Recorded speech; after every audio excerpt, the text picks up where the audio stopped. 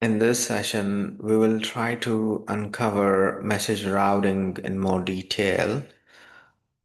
We are going to cover around 10 message routing patterns that are available, which are essentially useful for providing routing and brokering abilities to any enterprise integration solution. The first message routing pattern is content-based router. As the name suggests, this router will examine each individual message and based on the content of the message, it will be routed to the right recipient or right receiver. So this is a diagram which essentially explains all the available message patterns in a single uh, process flow. And the content-based router is a simple message router which processes one message at a time, and it is a stateless message routing pattern.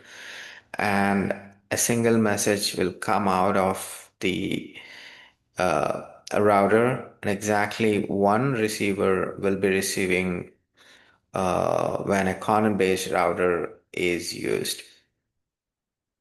The next pattern is message filter, which is also a simple messaging routing feature which processes one message at a time and a single message is out. However, based on the filter conditions, whether that message will be sent to the end receiver or not. So it filters out any messages that are not matching the message filter that is defined. And the next router is a dynamic router, which is essentially a content-based router, but a content-based router, we have to specify the conditions in the design phase, whereas in dynamic router, we have an additional component which we can use to control the flow, and based on the runtime situations, we can direct the router to various different receivers, which is not static, which are dynamically created at runtime.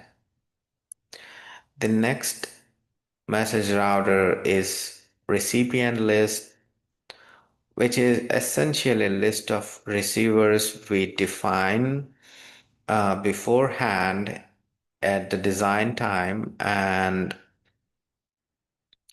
all the receivers or recipients in that list will be receiving the message.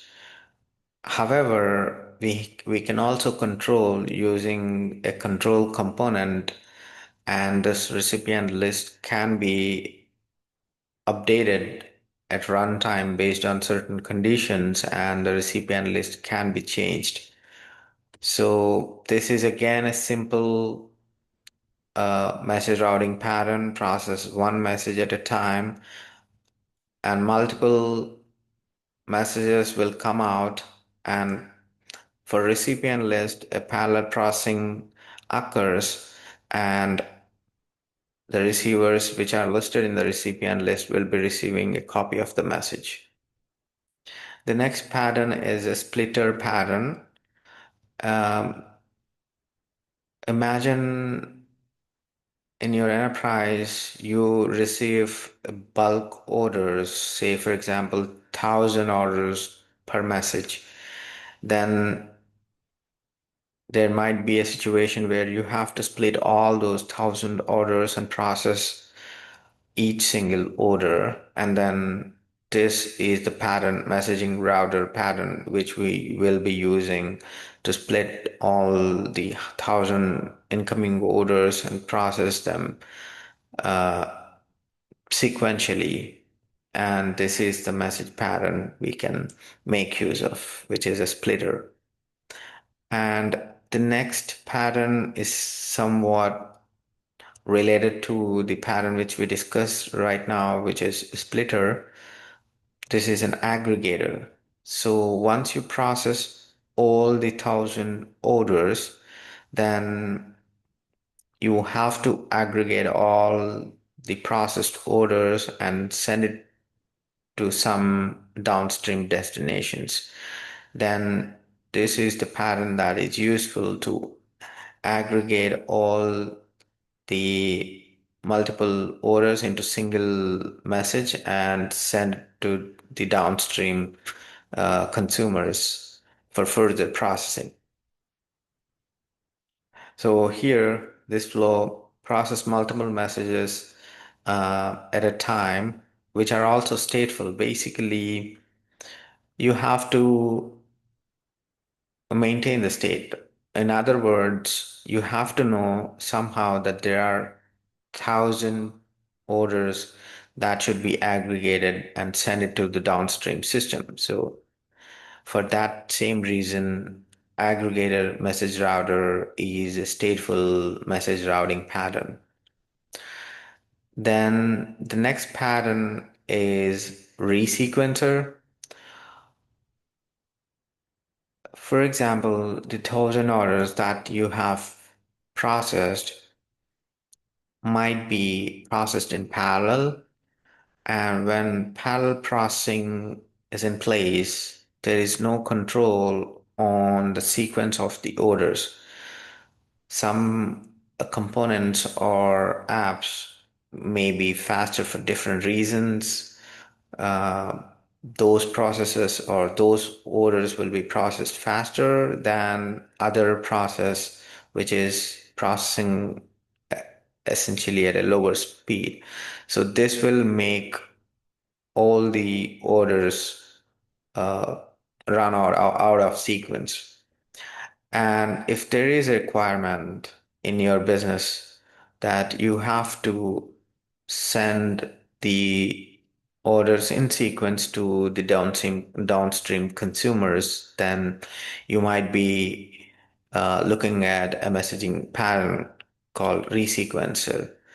And this pattern is again stateful because you have to maintain the state whether you have received all the orders and whether you have resequenced all the orders in the same order as it received. In aggregator, at times there might be some invalid orders which will be not processed by the process components. So most of the cases, the aggregator will be receiving less messages out, maybe out of 1,000 orders. If some 10 orders are invalid, then aggregator would receive 990 orders. Whereas in Resequencer, it is essential that it should get the same number of messages out. So when we resequence after 990 successful order processings, it also should get all the 10 invalid orders, explaining why they are invalid. Maybe certain mandatory fields are missing in those orders, like uh, the shipping address is missing, or uh, billing information is missing. Any possible invalid message would be resequenced and also explain why that message is not, or why that order is not processed. So far, the patterns which we have covered are simple message routing patterns. In other words, one single message router pattern is involved, whereas a few next message routers which we are going to discuss are composed message routing patterns. In other words, it might necessarily use one or more message routing patterns to get more complex message routing requirements in a business fulfilled.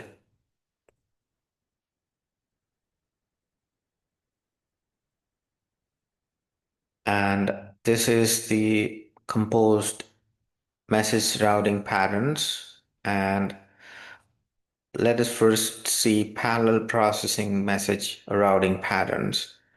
And the first one is a composed message routing pattern. For example, if you have a bulk order or a bulk message and you have to process each individual message, then you have to use a splitter, something like this. Then, and if you have to route the messages to different receivers downstream, then you may have to use a content-based router, something like this. So it can include a splitter and a content-based router, which is essentially a composed message processor. Not necessarily the same splitter and content-based router. It can use multiple simple message routing patterns in one single complex message routing pattern. Then it's a composed message processor. The next composed pattern is scatter gather. In the scatter gather, which is basically a splitter, then an aggregator, and if needed, a resequencer. So once you receive a bulk message, which have multiple individual messages, you will first split them, scatter them, and send it to different message or process components for any further processing. Then once the processing is complete, then you have to gather all the messages back and send to downstream uh, consumers. That's about scatter gather. And the next composed message pattern is routing slip. Routing slip is essentially a predetermined linear list of components which a message should follow, which is essentially defined at the design time. So if you go to any government office or driver's license office, when you go to the front desk, you will have uh, certain people you need to meet. Go to the next counter to take a picture of you, go to the next counter to submit your documents, and go to the next counter to submit your old driver's license, and then finally go to the counter where you will be issued a new driver's license. So similarly, in enterprise integration, a message might need to go to several different components to successfully get processed and go to the downstream consumers. Then a routing slip will maintain a list of components which should be which a message should follow. And in those situations, we will use a routing slip pattern,